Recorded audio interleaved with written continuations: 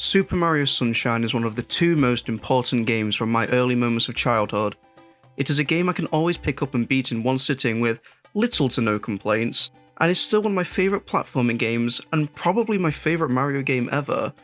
So when I was watching a direct for fan-made games and stumbled across the mod called Super Mario Eclipse, I was absolutely awestruck by what was in store for me. Levels altered and retextured to suit a theme, levels expanded upon with a new area related to an existing one, completely new levels altogether, even levels based on aesthetics such as Vaporwave, or maybe this is Cyberpunk. I don't know, I'm not an expert, but either way, it looked incredible. And my main desire was that it would feel like a true expansion to Super Mario Sunshine. It had promises such as playing as Piantissimo and even Shadow Mario, and that evoked that sense of wonder that I had as a child.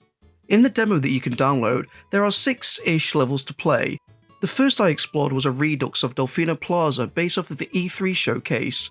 This contains a festival and offers 3 challenges: find 100 gold coins, 8 hidden red coins, and a secret shine sprite spray.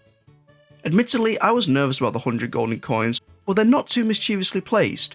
The red coins are hinted at by the Piantas and are placed at the landmarks of the plaza, which is quite a refreshing take. It reminds me of episode 8 of Pianta Village. The crown jewel here though is definitely figuring out the location of the hidden sprite, which I won't show here because I want you to find this for yourself, but there are hints and it is clever. There's not much else to say about this level really. It is impressive on a technical level for sure, but for the most part it's honestly just a regular Delfino Plaza. The next level I'll touch upon is the remake of Battle Fort from Mario 64 DS. This level is neat. Later on you're going to notice a theme of this overview, just give me a second, give 2 more levels. Okay, so this is once again impressive that they've built the textures, assets, etc. for this level. I did enjoy playing around it.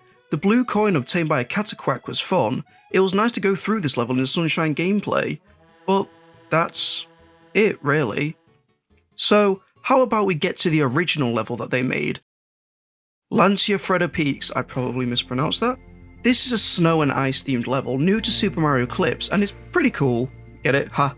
The enemies here are Electro Koopas, which I can only imagine will be altered to be thematically and aesthetically appropriate, probably named Cryo Koopas? I don't know, I'm just saying things. Anyway, the main introduction here mechanically are the tornadoes, which in my opinion are very interesting, but they also absolutely need tweaking.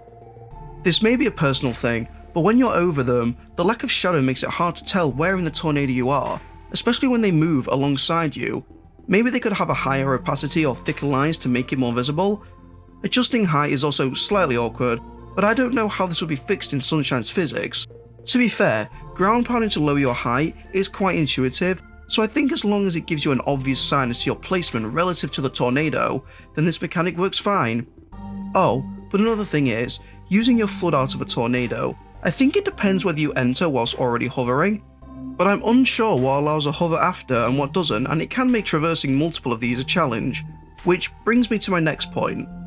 A thing that strikes out to me is that I hope these devs understand they are trialling new mechanics in honestly slippery gameplay.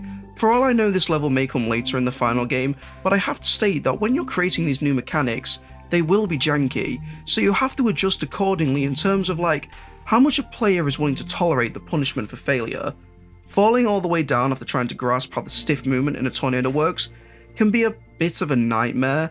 I think a way to introduce this slowly and build up a challenge is to have a regular tornado, a tornado that moves over a slope and slides you down so you can retry quicker after the first one, then introduce the gust enemies over a fairly broad space so you won't fall down, but learn to dodge them once more in this new environment. Then make a tornado that you need to manually adjust your height for, then slowly combine these ideas together and make the punishment more brutal accordingly. Maybe that is what was done and I'm just being dumb. I'm just thinking out loud really. There's also collecting the red coins over the icebergs, which was neat and a fun challenge, but the same iceberg blocks I'm going to talk about later in a completely different light. But for now, I'll say this level is awesome. Tight platforming around this castle wall, a new mechanic that's unique to the game that I can't wait to see spruced up, and it even contains an interesting secret level that's really well embedded into the course itself, and the method of discovery is pretty dynamic. But that secret level itself, same as the iceberg blocks, I'll get into later. There's 2 final things about this level I want to bring up. 1. The brick grey wall looks really out of place in this level, especially that it's just a partial castle wall, and 2. I'd be careful with the spraying ice mechanic. It's different for sure, but you gotta keep in mind the platforming challenge is fun enough, and you're just asking players to constantly stop and spray. It's cool, but don't overdo it. I think it really could break the flow.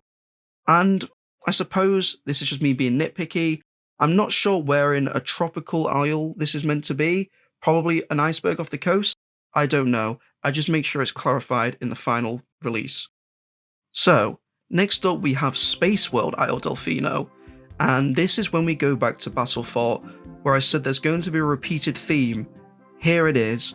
Wow, this is impressive on a technical level. It's so cool that you managed to recreate this. It's like a real piece of history that I'm walking around. But it's very dull, and that's not the dev's fault. But I'm hoping this is going to be a springboard for a more aesthetic level than keeping these drab colours and dull textures. There's an NPC that hints at potential time travel and including lore of Old Isle Delfino. That's really interesting to me. Please keep that in and expand on it. I love when fan games present this new lore, as I do with the Zelda 64 ROM hack, The Missing Link. Please by all means utilise the Space World Plaza as a means to create something really unique.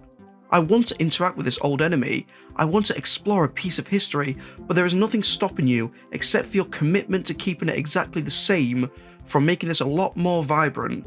Again, I know this is a demo, I don't know what's planned and what isn't, but it won't stop me from saying my hopes and dreams.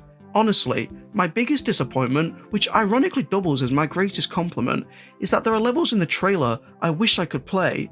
The black and white world, the cyberpunk vaporwave whatever world I mentioned earlier, even Peach's Castle overworld would have been wild to play about in with Sunshine's mechanics. I don't know, I just find it strange that the levels used to showcase this demo are Delfino Plazas with some redos, and a remake of a level from Super Mario 64 DS that I didn't even remember existed until I played it here. And if I sound like I'm being rude, then let me just say this bluntly.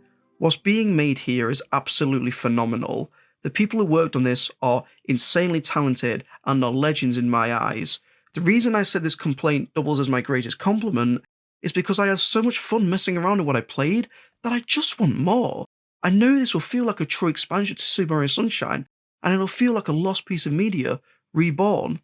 The reason why this confuses me is because, and get ready for an awesome segue, even if the levels I want to test and try aren't finished, neither was Pianta Pit. That level is literally a proof of concept as stated in the game, but the concept itself is so awesome, because when you're a kid, you wonder these silly little things such as, haha, what if people fell down Pianta Village? And now we'll know, and the design is amazing. It breathes life with these characters, it doesn't break the game's theme, it just adds to Sunshine in what feels like such a natural way, and this is just the proof of concept. I'm so excited to see more of this area and environment. I wish I had more to say, so I'll just say, you did a fantastic job of recapturing childhood wonder with this. Please keep that up. Now, I'm going to talk about something I am still unsure about, because I have grown up with Mario Sunshine my entire life. I have learned a couple tricks. I'm not a speedrunner by any means of this game, but I know this game. I'm efficient to a degree. So I want to talk about the secret ice-themed course. I have no idea if my depth perception is bad or if these floating icebergs are misleading, but they feel so deceptive to jump across.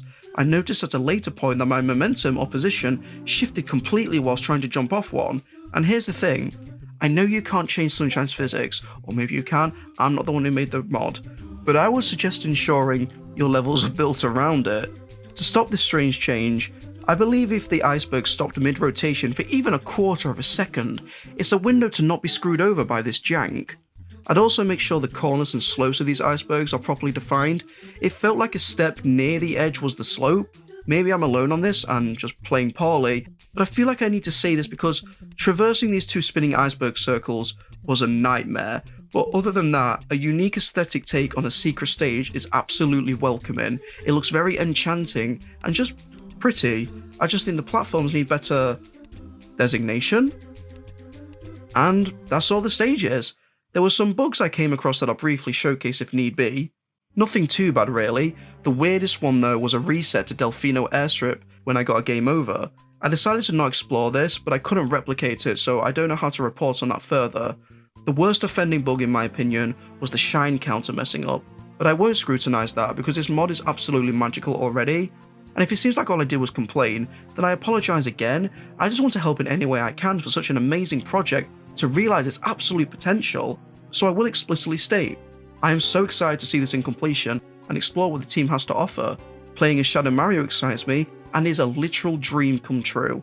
The moves they added feel natural, such as the hover spray in midair and spraying the hover when you're sliding on the floor. Those feel like they should have been in the core game already. And their new inclusion makes it a grand experience. Even if I question the levels decided to showcase, it doesn't mean I didn't straight up have fun with it, it just means I crave more of what was shown. And that's what a demo is absolutely supposed to do. Demonstrate the appeal of a project and got me extremely hyped for what's in store. And there you have it. Those are my thoughts on Super Mario Eclipse. I hope I've piqued your interest on this project, as it is genuinely amazing what the team have managed to create, and if that team lets me, I will include a link to their Discord server so you can check out the mod for yourself, and hopefully include a link to its download page. But anyway, thank you for watching this video. If you liked it, please consider leaving a like, and please leave a comment on your thoughts on Mario Eclipse, or what I had to say about it. I love discussing things in depth, so I'll be sure to reply. If you want to see another one of my videos, please check out my video on Super Smash Bros. Melee and its strange aura, which can be found here.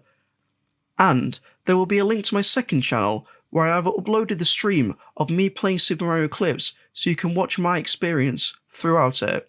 And finally, if you would love to see more, please subscribe. That would mean the world to me. I apologise that it's taken a while to make a new video.